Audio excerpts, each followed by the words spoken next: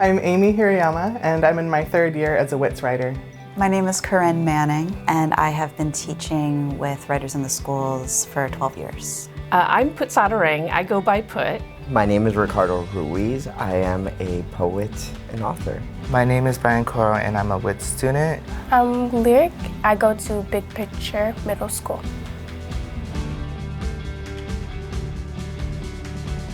WITS is a literary arts education program. It pairs writers from the community with classroom teachers at K-12 public schools and brings writers into the classroom for an extended writing residency.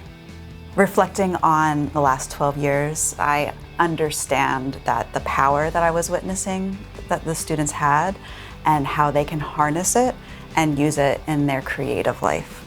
I've had so many moments when a teacher will say wow, you just had this really long conversation with that student. I haven't been able to get them to say anything or to write anything.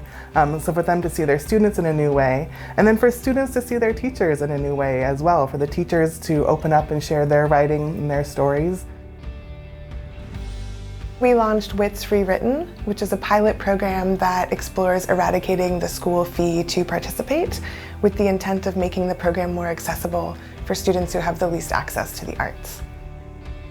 What I love about Sal's commitment to student writers and student writing is that this is a once-in-a-lifetime opportunity for a lot of these kids to be able to get in front of a crowd of 800 people, to be able to recite their poetry.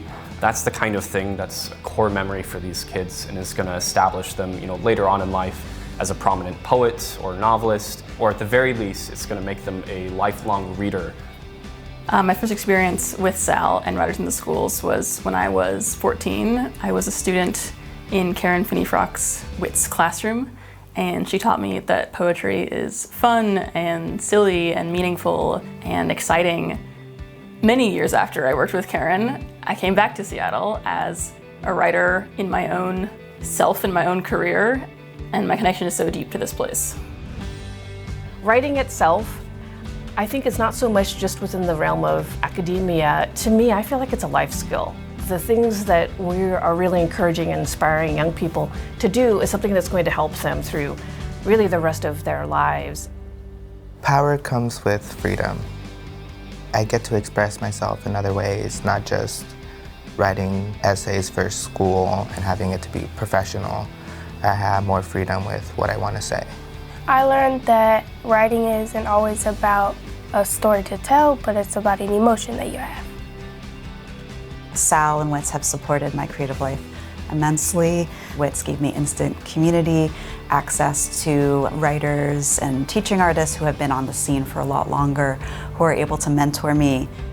So this year was the first year that all of the WITS writers got to go on this retreat together to Rockland Woods, have time and space that was just for us to get to work on our writing if we wanted to, but not to have the pressure to produce anything, bring all of myself and have other writers bring all of themselves and be taken care of was a really moving experience. I wish the public could see how incredible these young people are in their creativity, in their writing. There's so many times that we think of youth as not knowing, but when they're given the opportunity to write and create, they experience and give some of the most powerful work I have ever read. What's really difficult about being any type of artist or being anything you really, really want is you have to give yourself the permission. And so, but sometimes it helps when people like me and Anastasia come to a school and be like, you can be a writer if you want. Or you already are. Yeah. Or you can be the other things that you've never heard that you could be. I had never seen a writer in a school growing up. It wasn't until I went to college that I saw my first writer. Yeah, WITS didn't exist. None of these programs existed when we were going to school. There are so many more schools that want to participate in WITS than we have the capacity to serve. And over again, we see that schools' ability to participate is resource-based. Something that we are interested in exploring at SAL is what would it look like if we mitigated the financial barriers? What would it look like to widen accessibility to the program? And who might we be able to serve? It is the youth that are telling the story of the future.